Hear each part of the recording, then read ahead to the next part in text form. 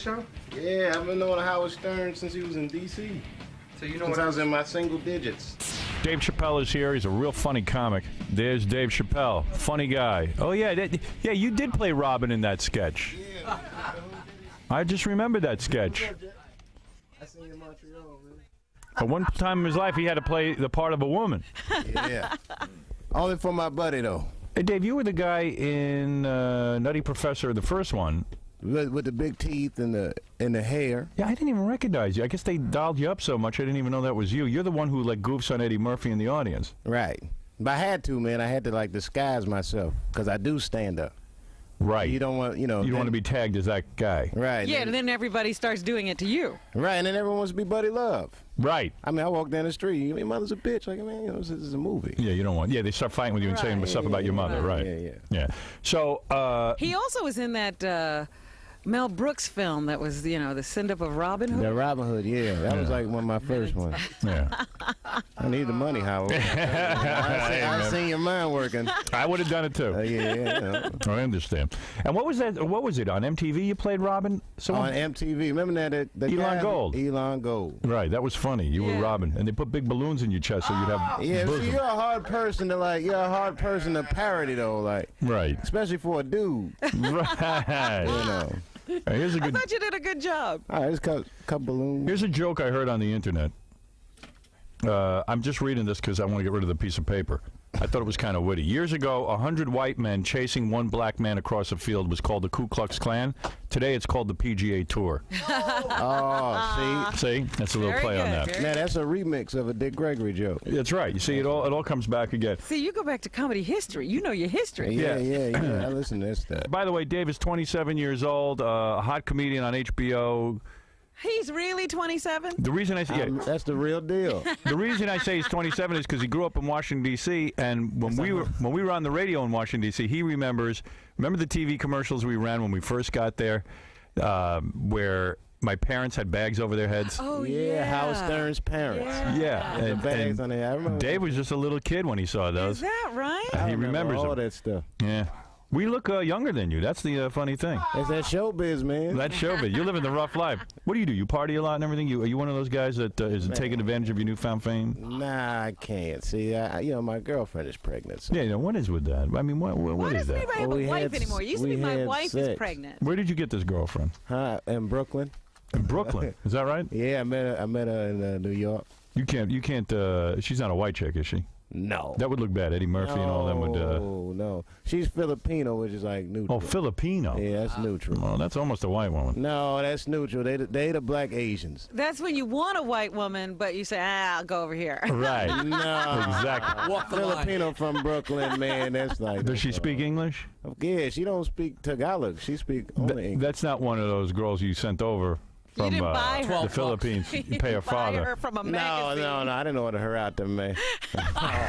That's Saganese whores. Let me ask you a couple questions though. But when you work with Eddie Murphy, did he want to show you his feet or see your feet? Remember this? Oh, man. You think that's all bull? Yeah, I don't know. I mean, Eddie's cool, man. He was cool with me. He was. He just low-key on the set. Right. But you gotta understand, man, I don't hang out with Hollywood people. I just work. Oh, I don't believe that. No, I'm serious. I just work there. You do not have any famous friends. Eddie Murphy did not You've pal been around. over to the I wouldn't house? say, nah, I've never You're been not to part any of a rat famous, pack? famous dudes. I don't go to their houses. I don't. Tupac, did you know him at all? I'd see him out. I'd see him around. Didn't were you involved in some kind of gunfight? Like, in other words, you were Gunfight? working in a club, and then Tupac got involved in a gunfight. At the Comedy Store. Right. At the Comedy Store. Eddie Griffin was on stage. I don't know what happened. Because I was upstairs. You know how the Comedy Store got 3 rooms. I'm upstairs. And then people just started running up. So we were like, what's going on down there? And we went down there. And it was like a all-out Old Western bar fight. I seen Tupac throwing chairs. The Tretch was whipping somebody. And then there was a stampede. It was like you either fighting or running. And then the cops pulled up and they shot up the police car. Not the rappers, but just the crowd. Right. It was at a comedy club. It was like the OK Corral. Yeah, it's the new deal, man. And you're just trying to make a living. Yeah. Right. So it becomes dangerous. Tupac, wherever he went, there was trouble. Yeah, but you see, that's the thing. You never know in L.A. who started what. L.A. is crazy like that. Yeah, right. So you try to just stay out of that. You don't get involved in gang warfare. You didn't grow up with gangs and things like Yeah, I don't that. want Mike talking about me. I keep it low-key. Right. I understand that. But you must be disappointed in the new Nutty Professor. You weren't in that one. The Clumps. They didn't put you in that movie. Eddie played everything in that. Right. He He didn't need anybody else. Yeah, I couldn't get in there. Right. It was like Eddie Murphy and Janet Jackson. Right. Now, you started a comedy at a young age. At 15, you took a bus up to the Apollo Theater to perform, right? That was your first experience in show business. Yes. And you got booed off the stage. I was booed. They booed me like I was white. Like you were a white man. You were booed like a white man. I'm just kidding. No, Oh, that's come true, on, though. guys. A lot of white guys go up there Yeah, and do get booed they off. get ready to boo the white guys. That's right. You have to work extra hard if you're white at the Apollo Theater. So you thought it was a lock. You're a black man. You're going to tell a few jokes. But how would you start off at the Apollo? It went bad from the get. Right. So then what did you do? You didn't give up. You didn't say, hey, I'm horrible. You went and you started working these small comedy clubs? Yeah. Well, see, getting booed off stage was good for you. Right. It A lot knocked of some comedians, sense. a lot of comedians get scared to bomb. They don't take no chances after that. Right. But if you bomb that bad, you're like, man, it wasn't that bad. It wasn't that bad. Yeah, you can just do whatever. I can live through that. Yeah, exactly. I mean, everybody screaming up there. Hey, kids booing you, everybody. And what are you going to do when this baby is born? Are you going to Are you marry marrying this Filipino girl? gal? See, this is a good question. Does she want to get actually, married? Yeah, we got plans on getting married. You're in love? Yeah, man. And you don't look at other women? Yeah, I mean, I'm a man. I'm going to look at other women But you're sometime. willing to, for the rest of your life, not have sex? No, he's probably like you. See, I can't think about What, it. he's going to get divorced? It's the private part. Let me ask you this. Do you think you would have made it being single?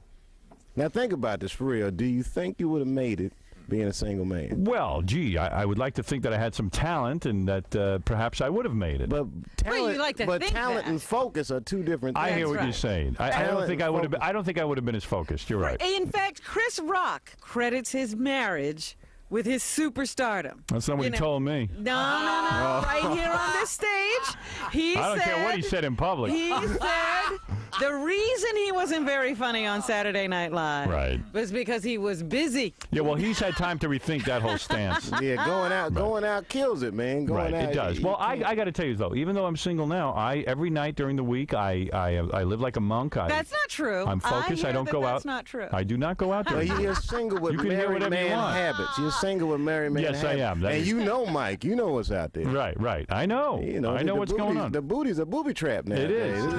It's the booty It's not trap. safe out It there. could throw off your focus, and also, you could get a lot of different things. So you're saying that you would just stay focused and get married to this Filipino girl, Yes, and that's going to be your life, that's going to be my ticket. You got to think of these women like frequent flyer miles. right? You know what I mean? Now, if you're doing nice things for this girl, nice things for that girl, it never adds up. You got to get all your miles on one airline. One airline. You know what I That's one way to That's- think yeah, of it. I never looked at it that way. mean? Yeah, the other girl, there's nothing to it, man. Now you had a chance at superstardom. Fox gave you a television deal. You developed a sitcom for them, and you walked away from the whole thing because they wanted to change one of the characters to a white person. Yeah, not one. There was a woman I was living with in the show. Oh, they were going to give you a white woman to live Yeah, with. now who wants to see me? Even the Jewish lady in Mississippi don't want to see me live with no white woman. That's a sure on turnoff. television. Yeah, You knew that was a bad idea. In other words, they were going to make it an interracial show, make it all about interracial marriage or something. nah, because it wasn't like I was married to the girl on the show. You were roommates? Were you? Yeah, it was a thing like a guy comes to the city and you gotta live with her. Was she hot, the woman? She was cool. Yeah. Who was the white Tracy- woman? The white woman never got a chance. I Who quit. was the black she woman? was never cast. It was Tracy Villar. Was she a know. Playboy Playmate? Nah, she's acting. Was she fine? Yeah, she's cute. Nice ass. Yeah. Yeah, all right. So, and then when they wanted to replace her with a white woman, you stood up to them and said, "No way." Yeah, I couldn't do it. That was it. Yeah, I mean, because what's going to happen is just by bringing it up. If I do it, I don't get the show I want. If I don't do it, But wouldn't you have been embarrassed if your friend saw you on a TV show with a white woman? It would not. I could never go to a barbershop again. Oh, that's what I mean. Yeah, you can't live with a white woman. Right, and you're working hard. I mean, you really you hardly vacation, right? You don't even vacation. Well, I went on one vacation this year. It took me a while to figure out where I wanted to go. I wanted to go someplace different. I was going to go to Cuba at first. Cuba? Well, I met this girl, man. I asked her, what's it like in Cuba? And she's like, the people in my country are so poor. I know women who have sex with men just for chocolate. So it seemed like a good place to Yeah, go. I booked tickets for the day after Halloween. I'm going to So you Cuba have with lots a of bag By the of way, candy. the Philippines is a lot like that too. Oh, that's what they say. Yeah, that's why you got that But woman. she's from Brooklyn. And you guys live in Brooklyn now? Nah, I'm living in Ohio. You live in Ohio. Well, that's a commute. I got a farm. I got a 65-acre farm. You are kidding me. I'm staying away from Mike, man. What is that about? What is it about? I got 30 acres of cropland. I open my window and this white dude's raking everywhere. I can't get enough.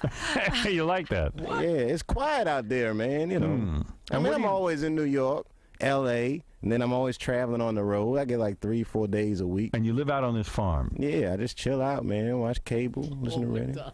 Someone told me you study a lot, like you're a scholar or something. Nah, study history. Yeah, from television. Right. I saw a thing about Hitler on something. Oh, you watch the History Channel. Oh, the History Channel. You don't study history. That's nothing. You're just watching the History Channel. I get the Cliff Notes, man. All Hitler every channel, everything. The all Hitler channel. Well, everything in the history. The only thing in history is Hitler. That's the only interesting thing. That was a bad dude to walk the earth. What did you think of him? Hitler? Well, Yeah. he killed 6 million Jewish people. I think it's safe to say he did not like Jews. Right. You could say that. I think it's a fair assumption that he didn't like blacks, although we didn't really make his speeches. That's right. Yeah, but he never put black people in concentration camps. No, he didn't. So maybe he's all right for you. Nah, I doubt that. Do you think he could? I don't think he would have liked black people. No, the black people would have went straight to the ovens. Yeah. You know, all you gotta do is put a DJ in the camp and hand out flyers. You don't. Something's going on to camp. You don't need concentration to know the black people would have been marched right in. Yeah. You wouldn't even have to concentrate. But, so I think Hitler would have been... The only thing good you could say about Hitler is he really could get people to march. I mean, some of those marches were unbelievable. And he made a nice uniform. He was crazy, man. He had syphilis. Did he really? That's what they say. They say that syphilis was eating Hitler's brains up. Oh, is that an excuse? Oh, he was okay until the syphilis got to him. He was a painter. He was a painter until he got syphilis. That guy's insane. It was the syphilis. In a way, you're smart to live out in Ohio because, in the black community, there's a lot of trouble with the police and things like this. And out in Ohio, you probably never have to call 911. Yeah, I wouldn't call them. I mean, black people don't call police, man. They don't? I would say that's a white thing. You can get shot and you'll call a friend before you call the 911. Really? Yeah, man. Well, see, it's different than like white people call the police for anything. Hello, police. My neighbor's music is too loud. All this stuff. Right. I never call the police. Never. They tape the phone calls. Yeah. Yeah, I don't want something bad to happen to me. They play my 911 tape on the news. I say anything. Right. If I'm scared. Right. I don't have to explain myself to my buddies. Yeah, you sound like a real pussy. Yeah. Right. You gonna cry and crying. Look at what's a figure skater's husband. And she beat up her husband, and he called. Tanya Harding? Help! She's beating me. You know how much trouble man got beat, and to make a telephone call like that. Right. Well, anyway, so here you are. You're living in Ohio. You got the HBO special. Looks like your career is focused. Yeah, maybe it's smart you're getting married. You took the Filipino girl to Ohio. She likes it. Yeah. Oh yeah, those Filipinos love Ohio. Love a fun. Yeah. That's why they come to this country, so they can live in Ohio. Oh. And you're gonna have the kids soon, and then you're gonna be. Do you know if it's a girl or a boy? Oh yeah, I do. I'm not supposed to say. Is that right? I'm not supposed to talk. Are you about going to be one of those parents that lets your kids watch anything on TV, go on the internet, and all that? Or hell no. I mean, listen, man. I used to watch a lot of TV growing up, but it's detrimental. You ever watch like a cartoon you used to watch as an adult? Yes. Like the Pepe Le Pew? Yeah. He's a funny guy, right? Right. I always liked Pepe Le Pew. And then you watch him as an adult, and you're like, good God, what kind of rapist is this guy? He's a rapist. Take it easy, Pepe. Put the booty down. She don't like it. He actually sexually harassed all the other skunks. Every skunk. Every skunk. So you're going to let the kids watch whatever they want? No. No. You would not. I ain't gonna keep. I'll watch TV in the other room. I ain't gonna. And this is a dream now for you because you grew up in Washington D.C. That's a poor neighborhood, right? Yeah, but see, I didn't grow up in like the hood. Quote. Right. You know what I mean? I went to the ghetto a few times. One time I went with a white friend of mine. You wanted to see the ghetto? Yeah, we was buying some weed, but right. Field trip. Yeah, he was scared of it. Oh my God, Dave, is this area cool? Like, man, I'm scared too. It's a ghetto. What do you want from me? I see the same thing you see. Just because I'm black doesn't mean I'm comfortable here. It's dangerous. Not every black man is comfortable in the ghetto. Nah, I don't think any black. Yeah, I don't think the people that live in the ghetto are comfortable there. Got any sense? That's some circumstances. So white people just would assume you could be the tour guide through the ghetto and they'd be safe. Yeah, you ain't gonna see on Clarence Thomas in the hood. Like, right. I'm completely accepted here. Right, exactly. Well, Dave, I look forward to your HBO comedy special. I think you're funny as hell. Man, thanks Good for having having me, you. guys. Good to see you again, Jack. And good luck with that foreign chick. I hope things work out. She's from Brooklyn. Yeah, that's about as foreign as it gets. So how did everything go in there, Dave? It was cool, man. It wasn't that painful? Nah, I've done radio before, but never like this, man. I didn't know what to expect, but it was real cool. All right, Dave, thanks for coming down. You guys, thanks for having me. Good luck with your HBO special. Hey, thanks. Everybody watch my special if you get a chance. All right. Me and my family, What's the thanks. name of your special? It's called Killing Them Softly, which speaks of the cadence of it. You know, if a comic does good, he says, I killed him. So I'm killing them softly.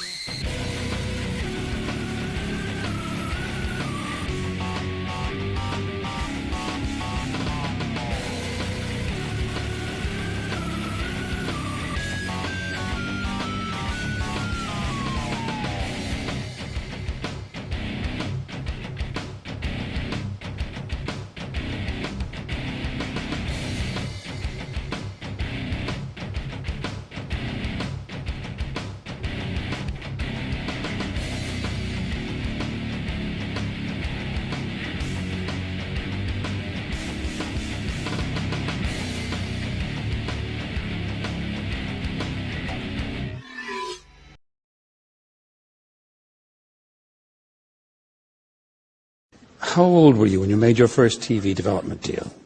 19. My mother and my grandmother were freaked out. You know, I was the first person in my family not to go to college that had not been a slave. Right.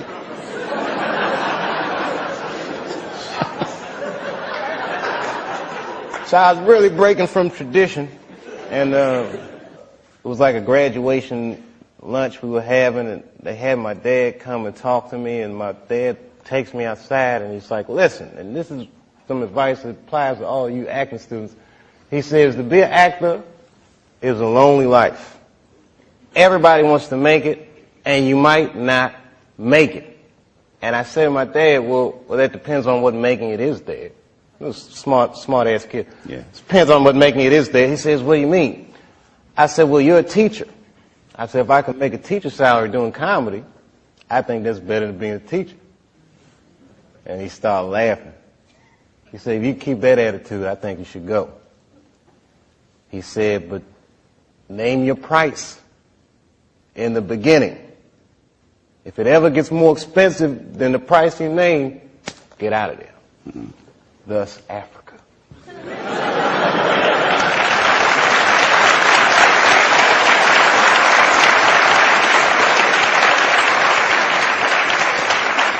Oh, man. Yeah, you guys are going to learn a lot tonight. What can they learn? You know, like, you guys are students now, so you're idealists, but you don't know about where art and corporate interests meet yet. Just prepare to have your heart broken. Like, in a way, you see him laughing that evil laugh?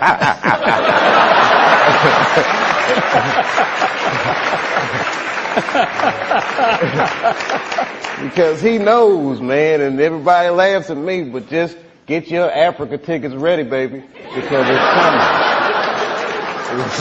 It's coming.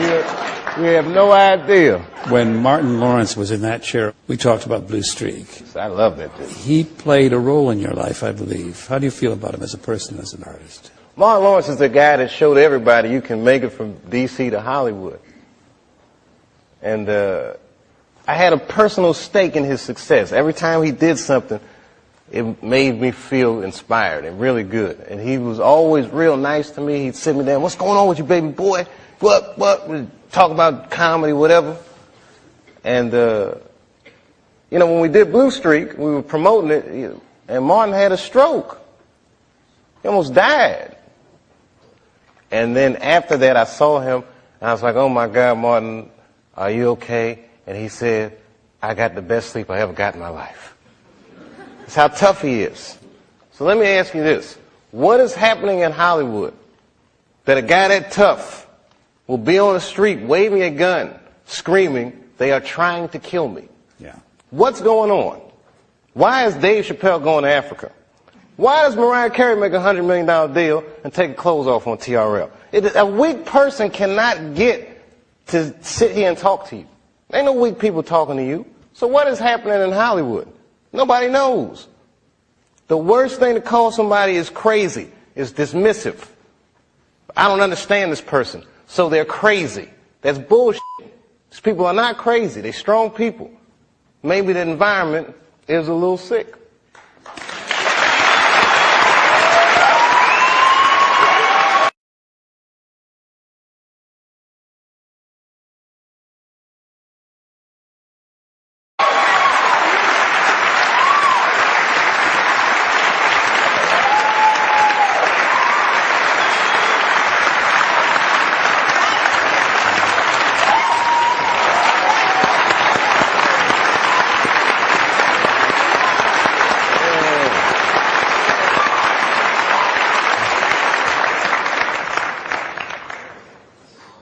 Oh, I'm dropping dimes tonight. I've had a long year, Mr. Lipton. We're on our way. What did you mean, Dave, when you described your father's death in 1998 as the beginning of a terrible decline? I was 23 when I was doing Half Baked. I was getting ready to turn 24. And I was going through all the things that a dude goes through when it goes from one level to the next. I was starring in a movie that I wrote. So things start getting crazy around you. Yeah. And my 24th birthday was coming on August the 24th, and I said, this is going to be a big one. And the morning that I turned 24, phone rang, and my sister was like, Dad had a stroke. For the next year, I watched my father teeter on life and death. And it was just all this stuff, man. Like Dad was dying, the Half Baked didn't come out the way I wanted it to come out. I was real upset about that. Because it was a real cool script, and then I saw it, I was like, hey man, you made a weed movie for kids. And it wasn't for kids, a script, you know. It was all these things, so much pressure. Africa. Then I was in Ohio. I get a call on my cell phone from Hollywood. I'm like, hello, Hollywood. They're like, hello, Dave. They're like, that pilot you did for Fox, looks like they want to pick it up. We need you to come out because they want to meet with you. And I was like, well, listen, I can't really come out right now. Got a real bad situation at home. Can we talk about this on the phone? No, they would rather meet with you in person. But you know, like the whore that they turned us into. I jumped on that plane and left my father's bedside, which I regret to this day. And I went out and I sat with these people in this room. And if you can imagine a large circle of people, and I was 12 o'clock, the black dude. Yeah, Dave, we really liked the show, but the pilot episode was about me getting booed off stage at the Apollo. They go, but what are we going to do about it? I mean, there's not really any white people in it. So, well, it's about the Apollo. It's not really white. Well, we were thinking about the girl on the show. We didn't think she was that funny, not that good looking. I think we should recast her. Maybe, and they started using terms like universal appeal. Basically saying they want me to recast the girl with a white woman. I said, yeah, I don't think I can do this, and I quit. On the cover of Variety, Chappelle pulls the race card. The race card. And I get calls from Newsweek, 60 Minutes. Everybody, we want your story. Now I'm scared to death. I'm like Rosa Parks or something. I'm like, I'm not ready for this. I was just venting a little bit. And then, a few months later, Dad dies. And that's hard for a young dude in his life. That's a real tough loss. I was there when he died. And he went from being my father to what are we going to do with the body? Within moments, it was over. And I'm going through all this stuff, and this is the guy I would usually talk to, right? Dad. And I got to figure this out for myself. I don't want to figure this out for myself. I was beat down. I wasn't living right. You know what I mean? Like the weed thing was just bad habit at this point, and You know what I mean? All these, chicken head girls you mess with when it comes with the territory. I'm just being real. Just being real. Just wasn't living right, man. I didn't feel good. And the stand-up stuff was just some angry stuff. It was just like I was kind of bottoming out. But when my dad died, because I've been commuting back and forth to Ohio so much, that's when I bought the farm, which I called the Hollywood farm. Did you stay in Yellow Springs for a while? I live there to this day. I live there to this day. I'm raising my kids there. Look, man, at that point in your life, it's something so real in contrast to what Hollywood is, a very powerful illusion. And when your dad died, it kind of just broke the spell. Like, oh, this is bullshit. Look, I've been spending so much time doing this. What about my family? What about my friends? Wait, whatever happened to my friends? Damn, I don't even have any friends. Ugh. So I bounced, man. New Year's Eve, 1999, I moved into that farm, and that was it. As far as I was concerned, I was done with show business.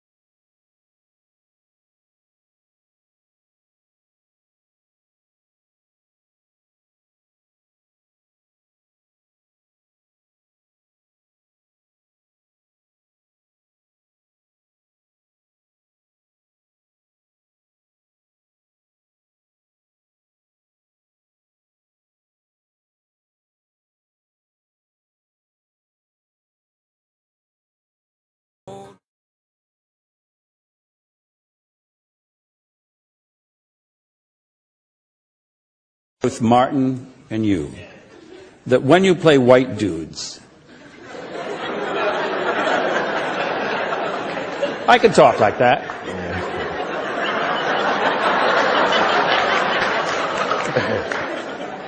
Now don't make fun of me. That when you play white dudes, your speech is pitch perfect, which led me to realize that either one of you could, if you wished, speak that way all the time. In other words, is it a matter of choice? Every black American is bilingual. All of them. We speak street vernacular and we speak job interview. There's a certain way I gotta speak to have access. If I'm sitting across the table from a studio exec, sometimes they'll do it to me. Say, my man, what's happening? I'm so, hold up, no. And I gotta throw out them big words. I gotta let them know that my parents are probably smarter than your parents. Yeah. And much better educated. They're much better educated than your parents, but they may not have had the access that your parents have. But this is show business. I can climb that socio-economic ladder just off the merit of my skills. I can talk that shit. It's a God-given gift. So, I speak in street vernacular because when I'm talking to an audience of people, I feel comfortable. It's like an extension. Really, crowds are like my friends. It's the most consistent part of my life since I was 14. But in certain situations, I gotta... I understand. I got to use that job interview. Well, I don't Wait. like that deal. Can you see a time in your life ever when you won't be doing stand-up? This past year, I did the least stand-up I've done since I started. 'Cause I was freaked out, man, with the fame thing and being called crazy and drug addict and all these things. Scared me. You know, being treated that way. Like I'm not a person anymore. You say this shit about me in front of my children, and you know, who the f*** do these people think they are? And they don't know what happened. You know, I have not spoken about what would make a person walk off the set of a successful show and go to Africa. But again, people don't understand it, so they call me crazy, and I don't like that. What should they understand, Dave? What should they understand? Well, I did 2 seasons, and it was very easy. Not very easy, but I didn't go to Africa. And then suddenly when I'm getting paid what they said was $50 million, I can't do it anymore. Now let's think about this. You've heard them on their radios, on television, you've read their newspapers, you've even talked to them in your beer houses. What do they call us? They call us Anglo fools. They call you Anglo fools. And they've called all of us Biafrans. Are we Biafrans? They call us enemies in their house. That's not the truth. The truth is they stole our rights. You know that. They destroyed our wealth. Call us Cameroonians. We are Ambazonians.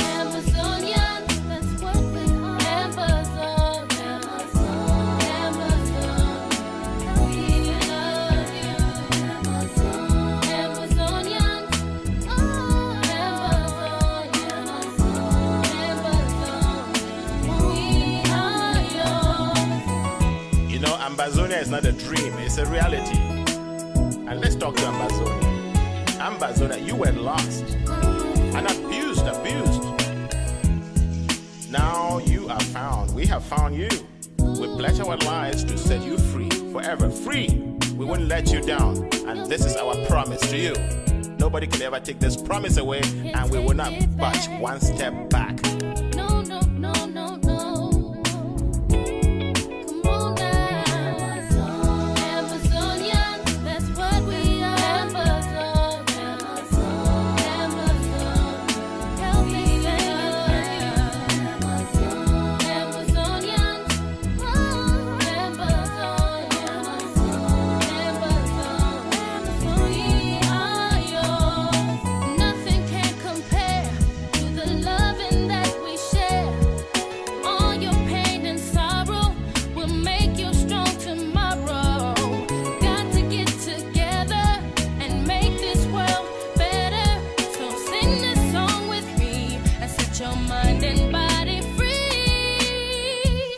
This really comes down to you and me.